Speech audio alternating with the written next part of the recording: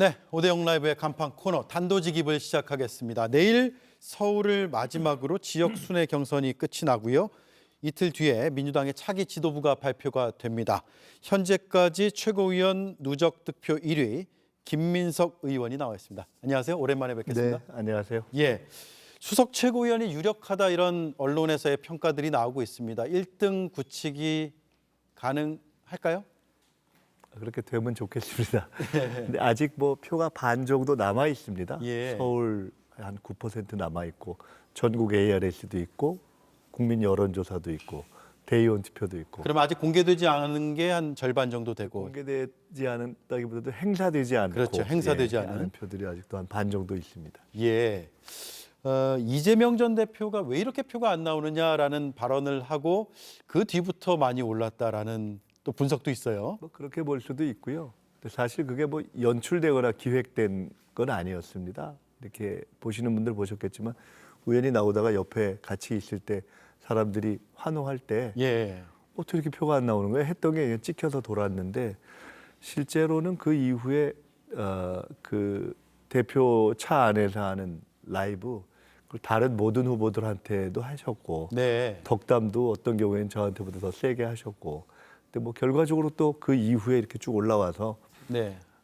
뭐 운의 하나로 작동을 했나 보다 이렇게 생각하고 있습니다. 운의 하나로요. 예. 이재명 전 대표가 내심 지지한다라는 생각은 안 해보셨어요? 뭐 그럴 수 있죠. 왜냐하면 뭐 내심 지지 이걸 떠나서 실제로 대표 제가 먼저 얘기를 안 했고 네. 이제 대표께서 선거 이제 그때 중에 말씀을 하셨는데 제가 최고위원 선거 후보로 뛰면서 대표의 선거 운동도 총괄하고 있다는 얘기를 대표가 이제 공개를 하셨는데 그렇게 쭉 소통을 해 왔기 때문에 예. 실제로 최고위에서 이후에 역할을 했으면 좋겠다 하는 마음을 가질 수 있는 것은 뭐 자연스럽죠. 예.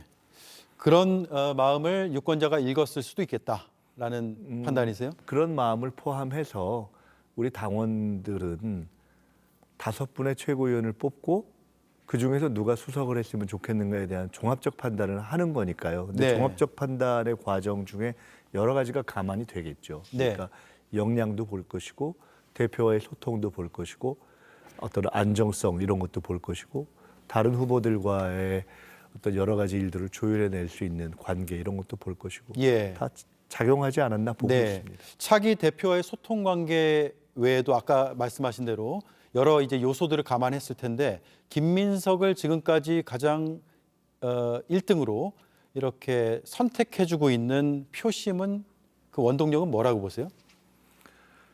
다 좋은 후보들이신데 이쪽에 단체전을 리드해 본 경험은 사실상 저밖에 없거든요. 단체전이요. 예, 제가 저희 당에서 지금 이제 이해찬 전 대표님을 빼고는 총선, 대선, 지방선거의 총괄본부장을 제일 많이 해본 사람입니다. 예. 추미애 대표 때는 탄핵 과정도 핵심에서 같이 이렇게 진행을 해봤고요.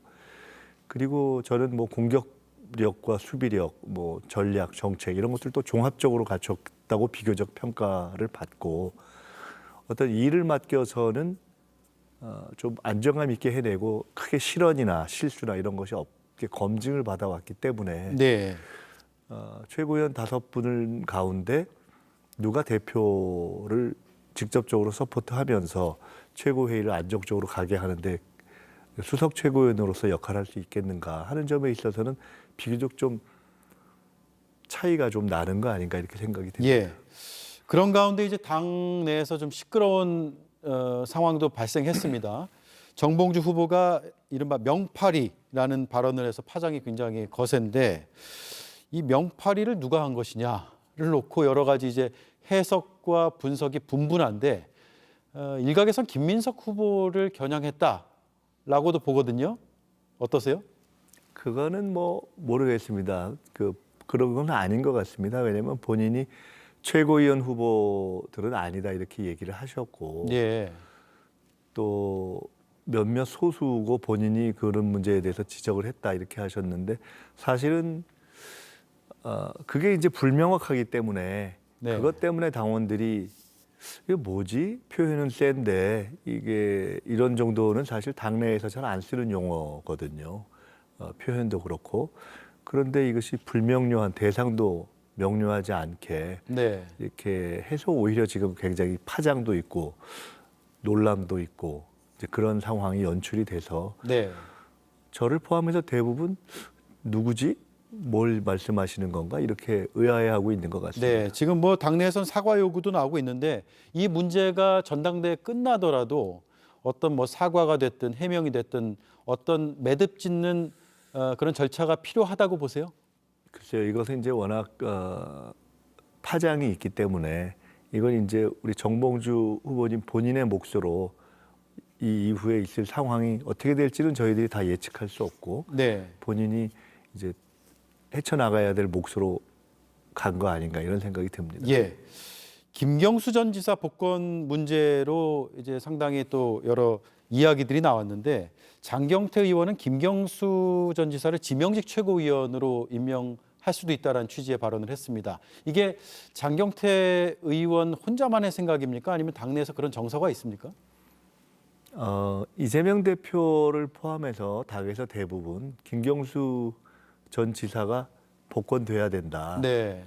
저 같은 경우는 문재인 정부 마지막에 복권됐었어야 되는데 이렇게 생각을 하고 그런 생각들이 많죠. 네. 근데 이제 구체적인 역할을 어떻게 할 것이냐, 더구나 지명직 최고위원의 문제는 대표의 인사권 영역이기도 하지만 김경수 지사 본인이 남아있는 지금 스케줄로서 해외에서 공부하고 마치고 연말쯤 오겠다고 말씀을 이미 해 놓으셔서 네.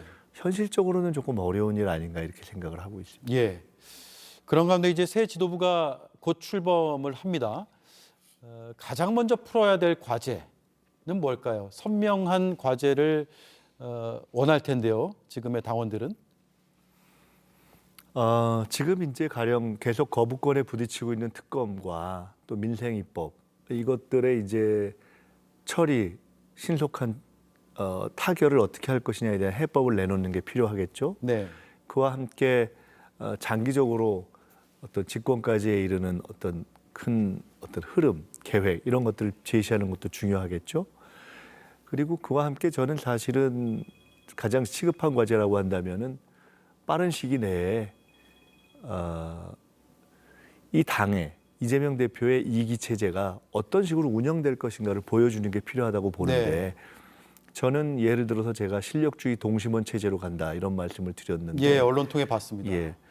흔히 이야기하는 친명, 비명, 반명 이런 식의 계파 구분법은 저는 이미 좀 낡은 시대의 접근법이라고 봅니다. 그래서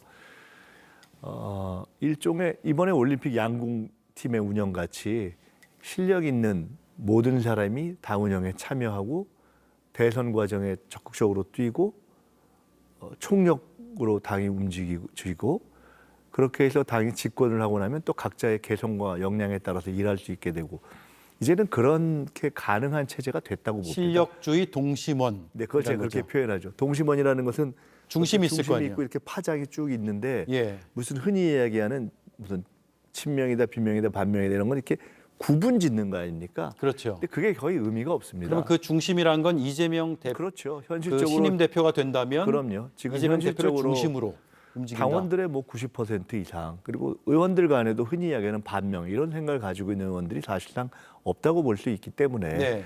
뭐 유력한 사실상의 대통령 후보라고 많이 보고 있는 것이 광범한 공감되기 때문에 예. 이렇게 구획 짓는 방식은 이미 낡은 어법이라고 봅니다. 네. 그래서 그러면 민주당은 이 동심원이 이제 원이 중심은 같은데 크기는 다를 거 아니에요. 그러니까 그 크기는 동심원 어떤 체제라는 것은 예. 크기라는 개념보다는 다양한 어떤 개성이 있겠죠. 어떤 분들은 뭐 정책을 중심으로 움직일 수 있고 어떤 분들은 뭐 조직을 또 정책에서도 다양한 분야가 있을 수 있는 그렇게 각자의 역량과 개성에 따라서 전체가 하나로 되는 그런 체제로 저는 될 수 있다고 보고 토양이 마련됐다고 보고 네. 당의 운영 체제라든가 시스템도 그런 방식으로 될 수 있도록 만들어가는 것이 중요한 체제라고 봅니다. 저는 실제로 그것을 한편으로는 집권 준비에 기여하고 또 한편으로는 당이 그렇게 갈 수 있도록 하는 두 가지가 나름 제가 기여할 수 있는 몫이라고 생각하고 네. 저는 당이 그런 방향으로 가야 된다고 하는 생각을 가지고 있어서 예. 대표께도 그런 말씀을 드리고 서로 공감을 한 바가 있고 당내의 다양한 의원들에게도 이렇게 가야 되는 거 아니냐라는 생각을 그리고 나는 이런 방향으로 당연히 가도록 하는데 작지만 역할을 할 수 있다고 본다라는 네. 얘기를 출마 과정에서 말씀을 드렸고 또 상당한 공감이 있고 그렇습니다. 네. 자, 30초 남았어요. 이번에 이제 마지막 이번 주말 이제 경선이 있고 발표가 있는데 유권자들에게 짤막하게 한 말씀 하신다면요? 민주당의 새로운 지도부가 민주당뿐만 아니라 윤석열 정권에게 정말 국정 운영의 기대를 거두고 있는 국민들에게 새로운 어떤 정부의 수립 또 능력 있는 정부의 수립에 대한 기대를 안정적으로 가지실 수 있도록 저희가 하는데 최선을 다하고 그런 지도부에서 제가 최고위원 중에 한 사람으로서 예. 역할을 할 수 있도록 도와주셨으면 좋겠다 하는 말씀을 드립니다. 알겠습니다. 오늘 여기까지 듣고요. 마지막까지 건강 관리를 잘 하셔야겠습니다. 고맙습니다. 네, 감사합니다. 예, 지금까지 김민석 더불어민주당 최고위원 후보였습니다.